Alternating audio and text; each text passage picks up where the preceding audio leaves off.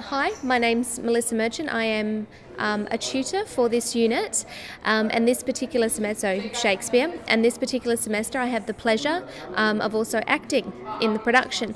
So I'm just going to talk to you about my role in the production and also how I approach a role when I play a Shakespearean character in particular. So the role that I'm playing this particular semester, her name is Antigone. In the original, the name was Antigonus. The character was a male.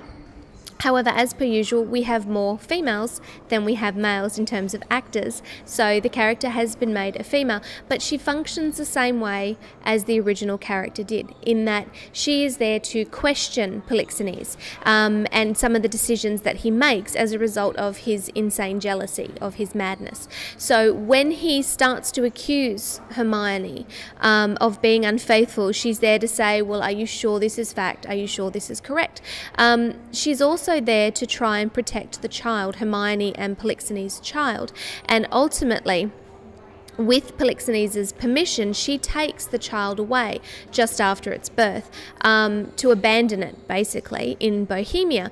But she's visited by the spirit of Hermione, or at least believes she's visited by the spirit of Hermione, during the voyage to abandon this child. And Hermione says, look after my child, make sure that she's taken care of. So that's what Antigone does. She does abandon the child, but she abandons the child with a load of gold to make sure whoever finds her will look after her. And the last we see of Antigone is as she exits, pursued by a bear. So that is ultimately the end of Antigone. We don't see her again, and it's understood in the next scene that she has in fact been eaten by that bear. It's certainly one of Shakespeare's better known stage directions, exit pursued by a bear. So in terms of the approach to the character, she's fairly straightforward, which is good. It makes her a lot easier to play, but there's always going to be language in the text that we today are not going to be familiar with. And I find it really useful. First of all, I read the version that I'm given. So in this case, we're doing an expurgated version. We're doing a shortened version. So that we can perform for schools, so that it's not too long for audiences coming to see it.